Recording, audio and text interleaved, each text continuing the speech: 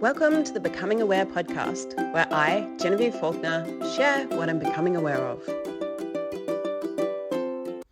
Hello and welcome to the Becoming Aware podcast. My name is Genevieve Faulkner, your host, and today I want to talk about your sexual reality. Do you know what that is? Or have you been living by somebody else's sexual reality? So I was doing the 9th call of my Being the Source series last night, and that's the topic. It's all about reclaiming, owning, and being your sexual reality. And it's a big conversation. It's probably something that you could explore your entire lifetime. But the conversation that I was having, it felt like it was so important. I just wanted to kind of like do this podcast to share some of that so that it may contribute to more of you, if it's what you require to hear. So what do I mean by sexual reality? So I'm not just referring to sex, but I am including sex in it. So sexual reality is very much the reality of living. So sexual energy is the energy of living. It's what lights up bodies. It's what excites bodies. It's what turns bodies on. It's very much about your relationship to pleasure. It's very much about, what works for you in the bedroom, knowing what you like, knowing what you don't like, including yourself in every experience. And yet it isn't just about the bedroom. What occurs is when you've got blocks in that particular area, it will influence every other area of your life without you realizing it. And that's why it's so important to kind of, if you desire to create your reality and have what you can actually have in this lifetime, it's so important to look at this area and unravel whatever suppressed emotions, belief systems, whatever else is there in regards to your sexual reality or sex and copulation, or your relationship with your body in regards to sex, or your relationship with pleasure. So all of these things really connect to those lower chakras, which if there's blockages in, that those two chakras are all about safety, security, abundance, relationships, creativity, all of the things that you really require to be kind of working and flowing in order to have the things that you would like to have. So getting clear in this area is what allows you to have and access the magic of your being to be able to bring whatever it is that you would like to bring into physical reality, okay? There's a few different areas that I kind of just wanted to bring up with regards to this. So a lot of people, like I tend to work mostly with women. What I've found, I don't know if it's just like the women that I work with or whether it's something with women in general, women can have a lot of programming which has come through generations where they're kind of entrained into being a little sacrificial with regards to sex and their sexual reality. So they're often very good at giving up like what works for them or their need for pleasure or, even having that be part of the equation and for the man, because they're there to please the man or they're supposed to serve the man. We have like all of this stuff through our ancestral programming of women not really being equal. And so that in the bedroom or with regards to sexual reality can create this place where like a lot of times like women aren't always clear about what it is they require or desire because they don't even realize that they have choice sometimes. So this is what I'd like to invite you to look at is are you actually including you? Like, if you look back over the sexual experiences that you've had, did you include yourself in them? Like, how much of it was like your reality and you having like, I guess like an engagement, but like expression, and how much was it you receiving theirs? So what you want is kind of both, but if there's like these programs in play, and often this ties into like codependency programs also. So if you were programmed to, focus on the needs of others, if you were programmed to always have to please others or make them happy, you'll put the other person first, or you will completely not like think that you need like anything. It's just all about them. They're the important one. Okay. And so like, if you look at that in regards to sex, you might be able to see it in past relationships if you've had any of that kind of programming. But that also ties to like how you engage with people outside of the bedroom also. So if you're doing it in the bedroom, you're probably doing it outside of the bedroom. And that's why it's so important to get clear on what is your sexual reality. So if you were actually including you in every engagement, in every encounter, in every experience, what would be different to the way that it has been? And how much greater could the experience be for you? So one of the things about like, okay, so there's a couple of things that I just want to mention. Also, one of the things also that tends to lock us up is that we're very aware of our parents' realities from a very young age. And so, and yet that's an area that's kind of like, kind of hidden from us, yet it's not really hidden because we're all so much more aware than we realize. And so what we can tend to do is take parts of our parents' ideas about bodies, pleasure, sex, and lock it in our worlds, in our computer hard drives of our mind, and then function as though that is our reality. So that's the other thing that I just like to invite you to look at is, are you actually functioning from your sexual reality, or have you entangled that with one of your parents? That might make you uncomfortable, but you want to look at it. You want to look at, hang on a minute, like what's actually true for me? Did I buy any points of view about sex, about pleasure, about including me in relationships, about the joy of living, about my body from my parents? And if I didn't, what would be different? The other thing with regards to having your sexual reality is you've got to start to look at what is really pleasurable for you. Okay. So we all have like, and I don't just mean in the bedroom, I mean in life. So what if you actually took the time to create a list about all the things that gives you pleasure? What we often get trained into doing is thinking that pleasure is wrong. Sometimes that's connected to, you know, like childhood experiences. Little kids tend to like want to explore their bodies. Sometimes we can have experiences of being told off or something, and then we can go into having these subconscious belief systems of thinking that pleasure is wrong. And so then we try and hide it. If you are hiding it from yourself, you actually then create you being the effect of some sort of behavior that you're not acknowledging. So it's kind of like, so what we were talking about on the call last night was control. So some people get off, they find controlling others pleasurable. Yet if you've decided it's wrong to have pleasure, or if you've decided being controlling is wrong, you will hide that from yourself. But what you'll do when you're hiding it from yourself is you will then perpetrate that on yourself in a way, and others, but make yourself wrong for it. So you won't actually get the pleasure from it. Instead, you'll just suffer the pain of it.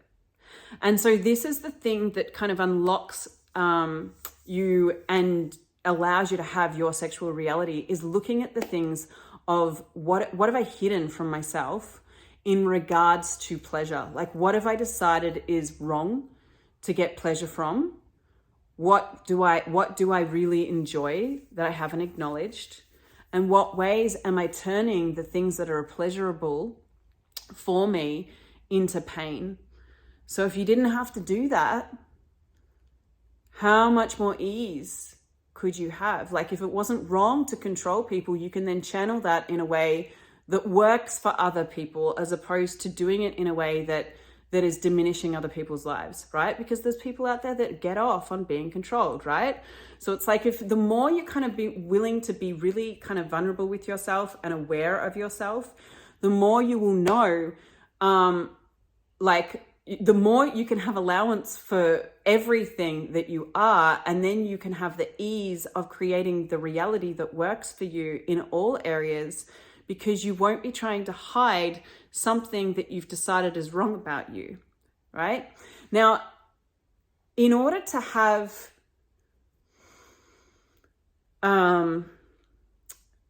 truly to have your reality with regards to sexual reality, you have to have ease with your body. So you have to like kind of own and occupy all areas of your body. You can't have a resistance to a particular area.